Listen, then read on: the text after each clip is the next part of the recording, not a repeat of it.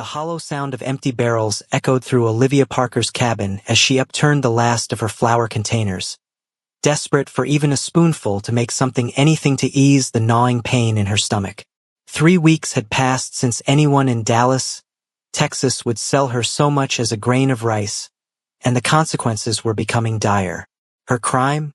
Being the daughter of a man who'd killed the town's most beloved sheriff, a crime her father had paid for with his life, but one the town seemed determined to make her keep paying for. The year was 1873, and justice in the West was seldom fair and never forgot. Olivia slumped against the rough-hewn table, her slender fingers trembling with weakness. The small homestead her father had built just outside town had become both her sanctuary and her prison. At 22, she was educated enough to know she couldn't survive much longer without food, but stubborn enough to refuse abandoning her home, the only thing she had left. A cloud of dust on the horizon caught her attention. Squinting against the harsh Texas sun, she made out a solitary rider approaching her property. Fear and hope battled within her chest. Visitors were rare and rarely friendly. The man rode a chestnut stallion with confidence, his broad shoulders squared beneath a worn leather vest. As he drew closer, Olivia recognized him, Lucas Mercer, a rancher whose property bordered the northern edge of town. They'd exchanged perhaps 3 words in her lifetime, but she'd seen him watching her in town before everything fell apart. Lucas dismounted with the practiced ease of a man who'd spent his life in the saddle. He removed his hat, revealing sandy brown hair and eyes the color of whiskey. More surprisingly, his saddlebags bulged with supplies, and a burlap sack was tied to his saddle. "Miss Parker," he said, his voice deep but gentle. "Thought you might be running low on provisions." Olivia straightened, pride wrestling with desperation. "I don't need charity, Mr. Mercer." He didn't flinch at her tone. "It's not charity. It's neighborly." He untied the sack, revealing flour, beans, salt pork, and even a jar of preserves. "I'd consider it a kindness if you'd accept these." Her stomach betrayed her with a loud growl, and a flush crept up her neck. "Why would you help me?" "You know what they say about my father." Lucas met her gaze steadily. "I don't judge daughters for their father's sins. And I don't stand by while good people starve." He set the supplies on her porch steps. "I'll be by next week with more, if that suits you." Before she could respond, he mounted his horse and tipped his hat. "Good day, Miss Parker." Olivia watched him ride away, torn between gratitude and suspicion. The town had made their feelings clear. She was persona non grata, unworthy of basic human decency. So why had this man, this virtual stranger, decided she deserved better? That night, with a warm stew in her belly for the first time in days, she fell asleep wondering what Lucas Mercer truly wanted in return. True to his word, Lucas returned the following week. This time, he brought not only food but also ammunition for the old rifle that hung above her fireplace and medicine for the persistent cough that had plagued her since winter. "You're looking better," he noted, his eyes taking in the healthier flush of her cheeks. "Thanks to you," Olivia admitted reluctantly. "But I still don't understand why you're doing this." Lucas shifted his weight, suddenly looking uncomfortable. "May I speak plainly, Miss Parker? I prefer plain speech to pretty lies." He nodded. "Your father didn't kill Sheriff Collins." Olivia felt as if the ground had fallen away beneath her feet. "What?" "I was there that night at the saloon. I saw what happened. Your father drew his gun, yes, but he never fired it. The shot came from behind him from Douglas Reed, the banker's son. In the confusion, everyone assumed it was your father.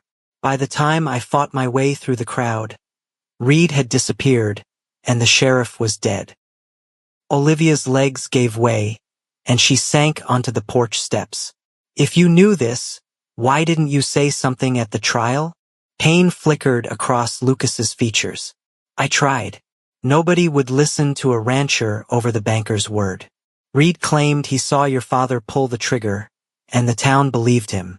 I've carried that guilt ever since. So these supplies, they're what? Penance. No, madam, Lucas said, his jaw tightening. They're justice. The only kind I can offer right now. Olivia studied him, seeing not pity in his eyes but something deeper respect, perhaps, and a shared understanding of what it meant to stand alone against a town's judgment. Will you come inside, Mr. Mercer? I believe I owe you a cup of coffee, at least. His smile transformed his face, softening the hard lines etched by sun and wind. I'd be honored, Miss Parker. Their conversation flowed easily over coffee, spanning topics from the drought affecting the county to the books they both enjoyed. Lucas spoke of his small ranch, the horses he bred, and his dreams of expanding someday. Olivia found herself sharing stories of her father, not the man the town vilified, but the one who had taught her to read by lamplight and never failed to bring her wildflowers on her birthday. As dusk approached, Lucas reluctantly rose to leave. I should be getting back before dark. Olivia walked him to his horse. Mr. Mercer, she began, then faltered. Lucas, thank you isn't enough, but it's all I have to offer. He secured his hat against the evening breeze. Your company was more than sufficient payment, Miss Parker. Olivia, she corrected softly. His smile returned, warming her more than the setting sun. Olivia, I'll see you next week. The weeks passed, and Lucas's visits became the rhythm by which Olivia measured time. With each visit, he brought not only supplies but also news from town, books he thought she might enjoy, and occasionally, wildflowers that reminded her of her father's gifts. Spring blossomed into summer, and with the improved weather, Olivia began working the small garden behind her cabin with renewed vigor. The seeds Lucas had brought yielded vegetables that supplemented his provisions, giving her a sense of self-sufficiency that had been missing for too long. It was during his 8th visit that everything changed. Lucas arrived earlier than usual, his expression grim. What's wrong? Olivia asked, recognizing the tension in his shoulders. Reed knows I've been coming here. He's spreading rumors in town, saying I'm conspiring with you against Dallas's interests. That's absurd, Olivia scoffed.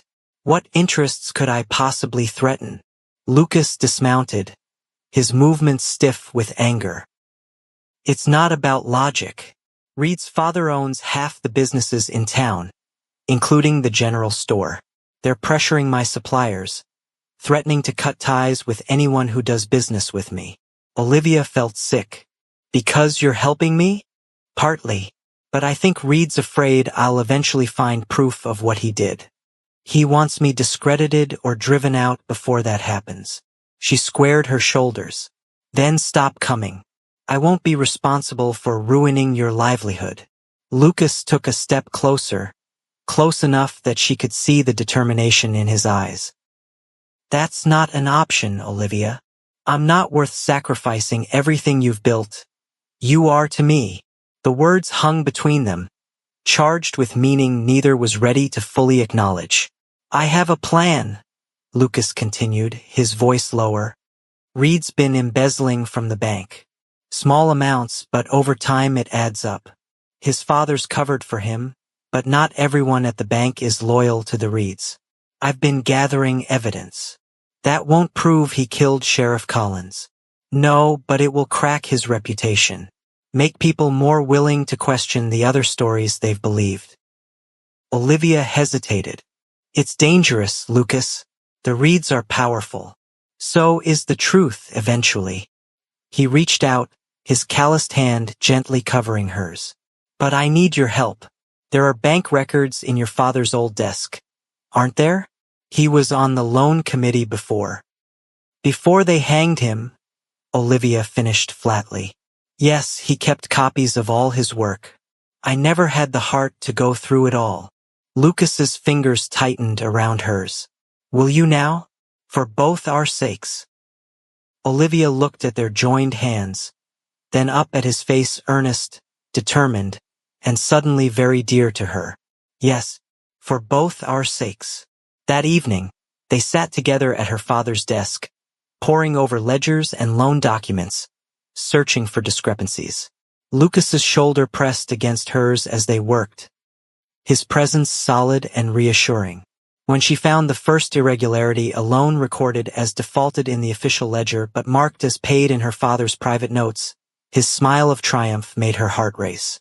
"This is it," he said, eyes bright with vindication. "This connects to 3 other loans I've traced. Reed's been pocketing payments and recording them as losses. But how does this help clear my father's name?" Lucas carefully folded the documents. "Your father must have discovered this scheme. That's why Reed wanted him dead, not because of some trivial saloon dispute like everyone believed." Understanding dawned. "And the sheriff? Was likely investigating too, or maybe your father had confided in him. Either way, Reed eliminated both threats with 1 bullet and let your father take the blame."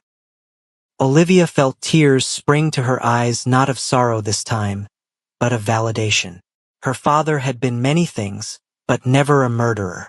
She'd known it in her heart, but hearing someone else say it aloud was overwhelming. Without thinking, she threw her arms around Lucas, burying her face against his chest. He stiffened momentarily in surprise, then enfolded her in a gentle embrace, one hand cradling the back of her head. "We'll clear his name," he murmured against her hair. "I promise you that." When she finally pulled away, her cheeks flushed with embarrassment, she found him watching her with an intensity that made her breath catch. For a heartbeat, she thought he might kiss her. Instead, he tucked a strand of her auburn hair behind her ear with a tenderness that felt more intimate than any kiss could have been. "I should go," he said, his voice rough. "It's getting late." Olivia nodded, not trusting herself to speak. As she watched him ride away, she acknowledged the truth she'd been avoiding for weeks.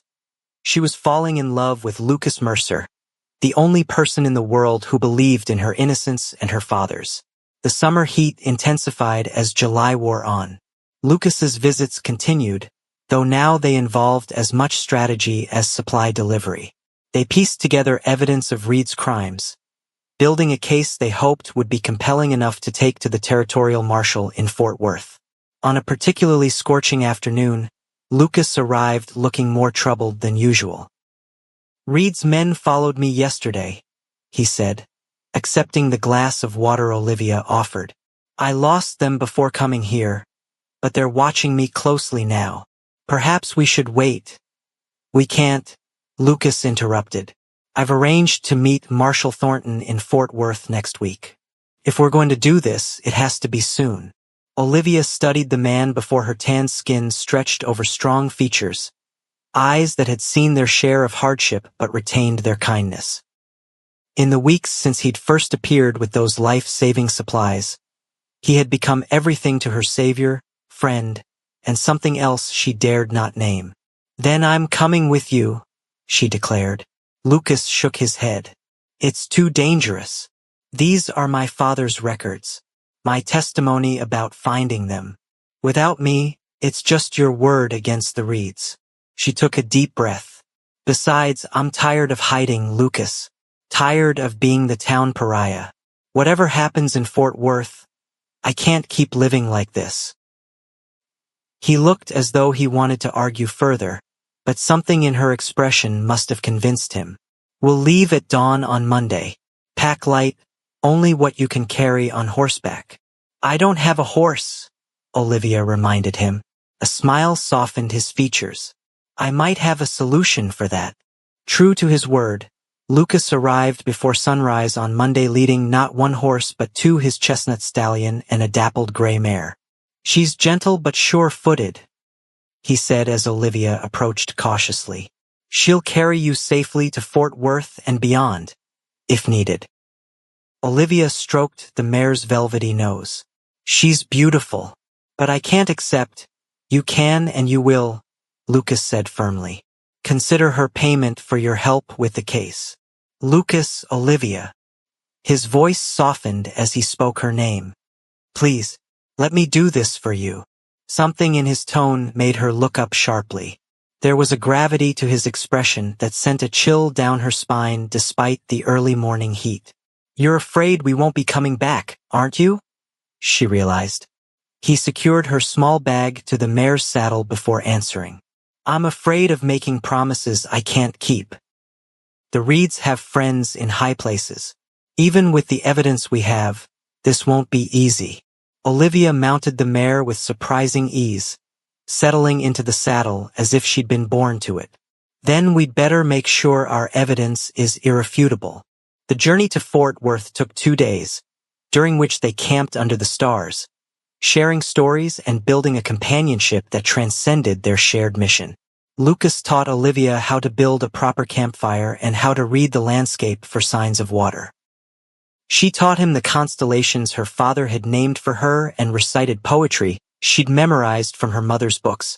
On the second night, as they sat beside a small fire, Lucas finally asked the question that had been lingering between them. If this works, if we clear your father's name, what will you do then? Olivia gazed into the flames, considering. I don't know. I can't imagine going back to Dallas, even if they accept the truth. Too many memories. You could sell the homestead, Lucas suggested tentatively. Start fresh somewhere else. Perhaps. She looked up at him. What about you? Will you stay at your ranch? Something flickered in his eyes, hope, perhaps, or uncertainty. That depends. On what? On whether I have a reason to stay, or a reason to leave. The weight of his words settled between them, full of unspoken possibilities. Olivia found herself imagining a future she'd thought forever denied to her, one with companionship, purpose, perhaps even love. The realization both terrified and exhilarated her. Before she could respond, Lucas rose abruptly. We should get some sleep. Tomorrow will be challenging. Fort Worth bustled with activity compared to the relative quiet of Dallas. The streets teemed with cowboys, merchants, and travelers, none of whom gave Olivia a second glance. The anonymity was intoxicating after months of being the object of scorn and suspicion. Marshal Thornton's office was located near the courthouse, a substantial building that spoke of law and order in a territory still defining those concepts. The marshal himself was older than Olivia had expected, with steel-gray hair and a weathered face that had seen its share of frontier justice. Mercer, he greeted Lucas with a firm handshake. Been a while since that business with the horse thieves. Yes, sir, Lucas replied respectfully. This is Miss Olivia Parker. She's the daughter of James Parker. Recognition flashed in the marshal's eyes. The man they hanged for killing Sheriff Collins over in Dallas. Olivia lifted her chin. Yes, sir. The man wrongfully hanged for a crime he didn't commit. Thornton's bushy eyebrows rose, but he gestured them to seats. That's a serious accusation, Miss Parker. I assume you have more than just familial loyalty to back it up.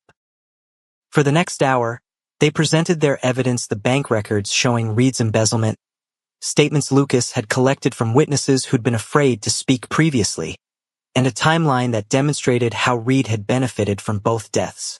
Thornton listened silently, occasionally making notes. When they finished, he leaned back in his chair, studying them both. It's compelling, he admitted finally, but the Reeds are influential. Taking action against them won't be simple. We're not asking for simple, Lucas said firmly. We're asking for justice. The marshal nodded slowly. Very well. I'll send deputies to bring Douglas Reed in for questioning. In the meantime, I suggest you two find accommodations here in town. This won't be resolved quickly, and it might not be safe for you to return to Dallas just yet. As they left the marshal's office, a weight lifted from Olivia's shoulders. For the first time since her father's death, someone in authority was taking her side. The relief was so profound she found herself trembling. Lucas noticed immediately, guiding her to a bench outside a nearby general store. Are you all right? Yes, she said, smiling through unexpected tears. For the first time in so long, I think I might be. His hand found hers, squeezing gently. You were magnificent in there. Your father would be proud. The simple validation unlocked something inside her. Before she could reconsider, Olivia leaned forward and pressed her lips to his brief, impulsive kiss that nevertheless changed everything between them. When she pulled away, Lucas looked stunned, his eyes wide with surprise and something deeper, something that made her heart race. "I'm sorry," she whispered. "I shouldn't have—" "Don't," he interrupted, his voice hoarse. "Don't apologize for something I've been wanting since the day I brought you those first supplies." This time, when he kissed her, there was nothing brief about it. His lips claimed hers with a hunger that matched her own, his hands cradling her face as if she were something precious beyond measure. Olivia melted into him, years of loneliness and fear dissolving in the warmth of his embrace. A passing wagon's rattle eventually brought them back to their surroundings. Lucas pulled away reluctantly, though he kept her hand firmly in his. "We should find lodging," he said, his voice still rough with emotion. "Separately," he added with regret. "Your reputation has suffered enough without adding impropriety to its burdens." Olivia laughed softly. "My reputation? Lucas, I'm the daughter of a supposed murderer. I doubt propriety will salvage what's left of my good name." "It matters to me," he said seriously. "When this is over, when your father's name is cleared, I want no one to have any reason to speak ill of you again. Ever." The implication behind his words that there might be a future where her reputation would be linked to his sent a flutter through her chest. "Then we'll find 2 rooms, Mr. Mercer, and behave with perfect decorum." His answering smile held both promise and restraint. "For now, Miss Parker. For now." The next 3 days passed in a whirlwind of statements, testimonies, and tense waiting. Marshal Thornton's deputies had indeed brought Douglas Reed to Fort Worth for questioning, along with several bank employees whose courage had finally outweighed their fear. Olivia and Lucas maintained their separate accommodations at a respectable boarding house, though they spent most daylight hours together planning strategy with the marshal, exploring Fort Worth's bustling streets, or simply sitting in companionable silence in the boarding house's small garden. On the evening of the 3rd day, Marshal Thornton summoned them to his office. His expression was unreadable as they entered.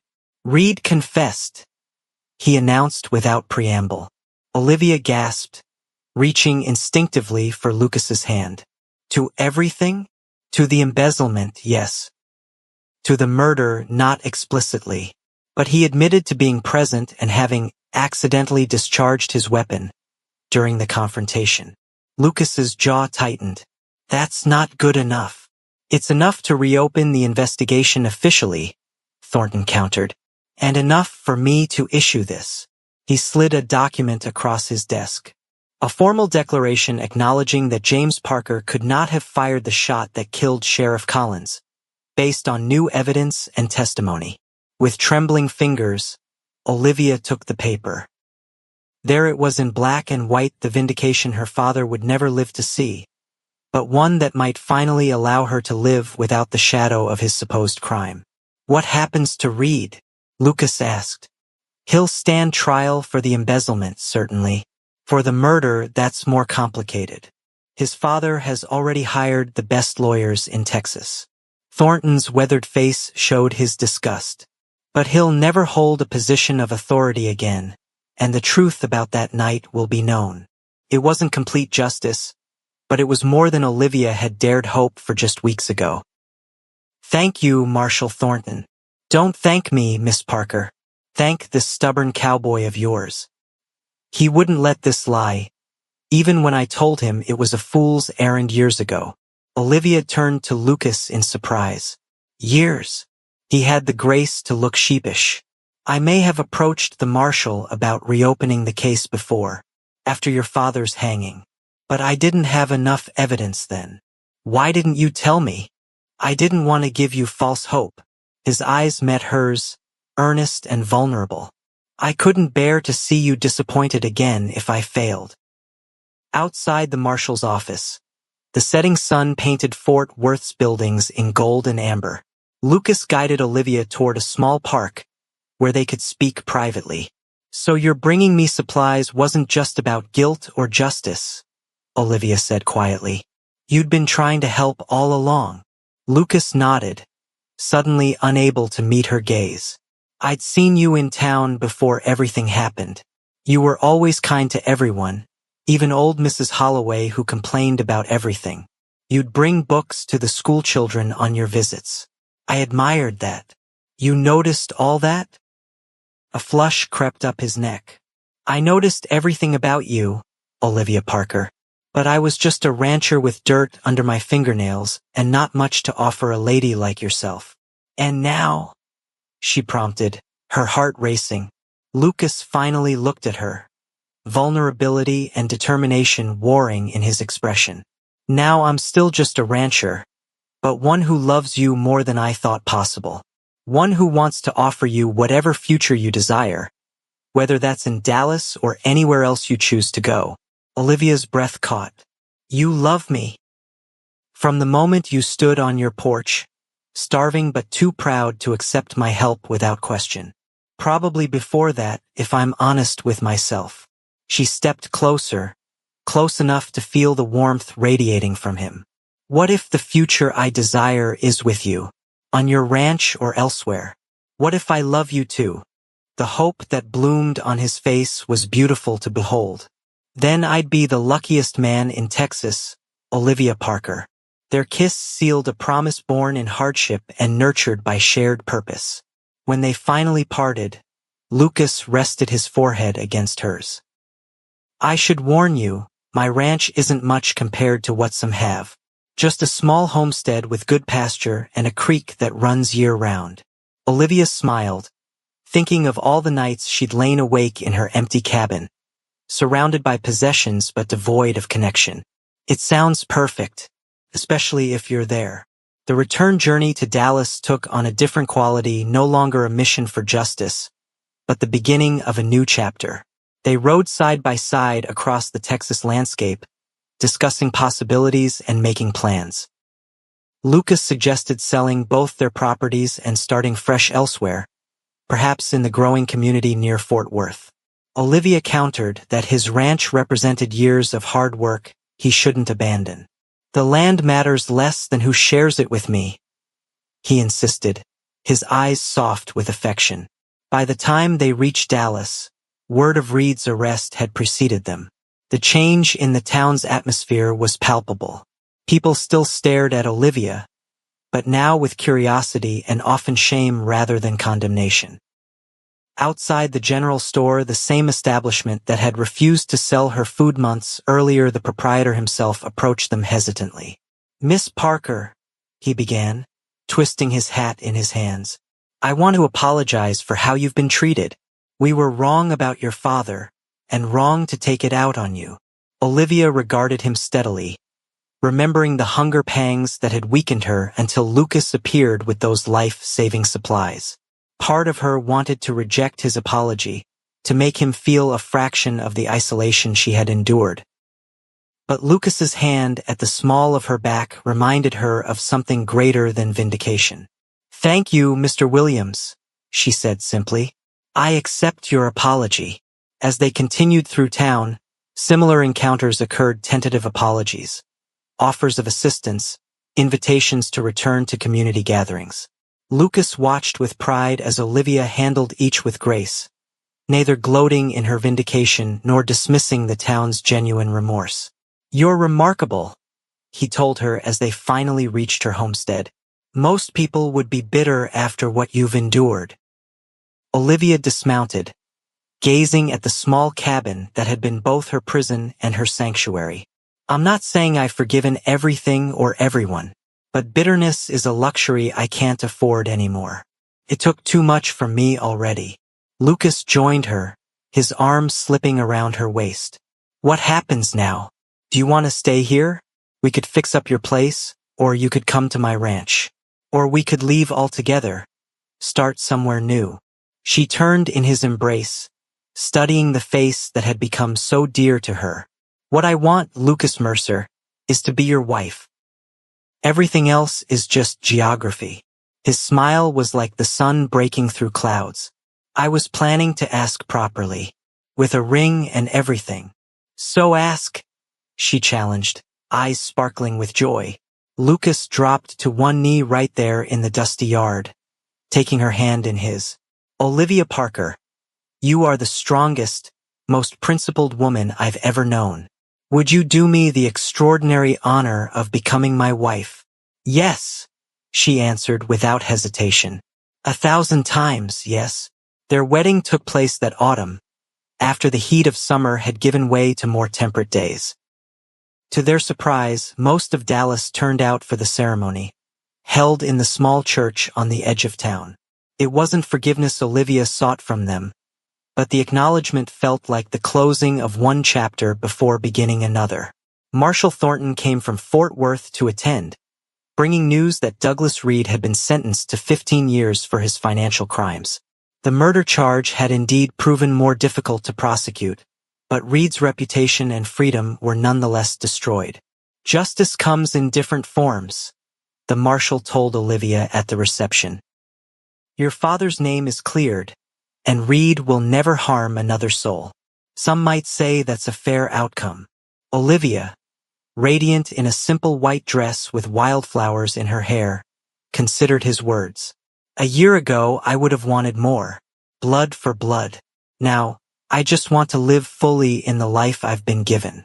That seems the best tribute to my father. Lucas appeared at her side, handsome in a new suit he'd purchased especially for the occasion. My wife, the philosopher, he said with affectionate pride, still savoring the word wife on his tongue. Your wife, the realist, she corrected, leaning into him, and very eager to begin our life together properly.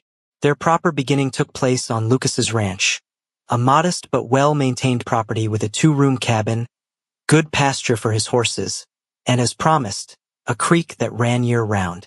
Olivia sold her father's homestead, using the proceeds to expand their living quarters and purchase additional breeding stock for the ranch. Together, they built something neither had believed possible during those dark days, a home filled with love, respect, and eventually, the patter of small feet.